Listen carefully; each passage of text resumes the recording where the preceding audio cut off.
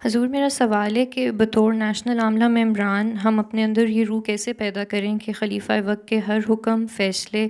ہدایت اور رہنمائی کو سب سے مقدم رکھیں، نیز خلیفہ وقت کے احکامات پر توجیہات نکالنے اور اپنی ذاتی سوچ، رشتہ داریوں اور دوستیوں کا خیال رکھنے کے بجائے ہم اپنے اندر اطاعت کا مادہ کیسے پیدا کریں؟ ٹھیک ہے، اگر اللہ تعالیٰ کی بات ہی نہیں ماننی تو خلیفہ وقت کی کیا بات مانیں گے لوگ؟ پہلی بات تو اللہ میاں نے کہا ہے تمہارا بنیادی کام ہے کہ اللہ تعالیٰ کی عبادت کرو جس مقصد کے لیے تمہیں پیدا کیا گیا ہے۔ اگر یہ احساس پیدا ہو جائے کہ ہم نے جس مقصد کے لیے پیدا کیا ہے وہ اللہ کی عبادت ہے، تو اس کا مطلب یہ ہے کہ ہم نے اللہ تعالیٰ کو راضی کرنا ہے، اور اللہ تعالیٰ کو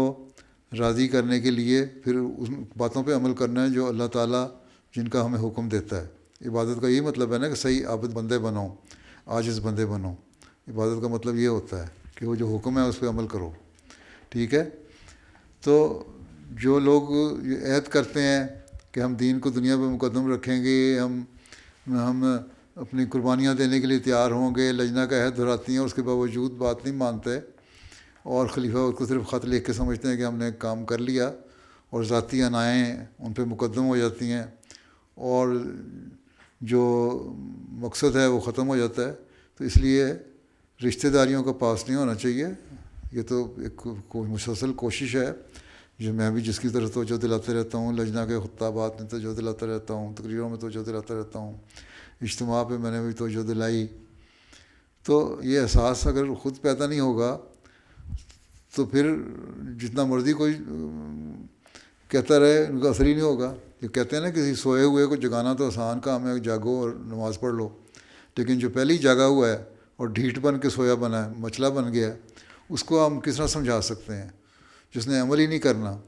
اس لیے بے نفس ہونے کی ضرورت ہے پہلے، اور جو اگر نہیں ہوگا تو وہ گناہ گار ہے۔ پھر بھی نہیں، اگر عہدیدار اپنی اصلاح کرتی اور اس پہ عمل نہیں کرتی جو اللہ تعالیٰ کے حکم ہے، تو پھر وہ اللہ کے نزدیک گناہ گار ہے۔ اس دنیا میں تو دھوکہ دے لیں گے انسانوں کو، اگلے جہان میں تو دھوکہ نہیں دیا جا سکتا۔ اللہ میاں پھر آپ ہی پکڑے گا کہ تم نے رشتہ داریوں کو پاس زیادہ کیا اور جو اللہ تعالیٰ کا حکم تھا اس پہ کم چلے۔ اس لیے بہتر یہی ہے کہ ہر عاملہ کے ممبر کو پہلے اپنا نمونہ قائم کرنا چاہیے کہ ہمارا ایسا نمونہ ہو جسے دیکھ کے لوگ اپنی اصلاح کریں، اور سب سے مقدم یہ ہو کہ اللہ تعالیٰ کے حکم ہے، اس کے بعد رشتہ داریاں اور باقی تعلقات ہیں، اس طرف کوشش کرنی چاہیے۔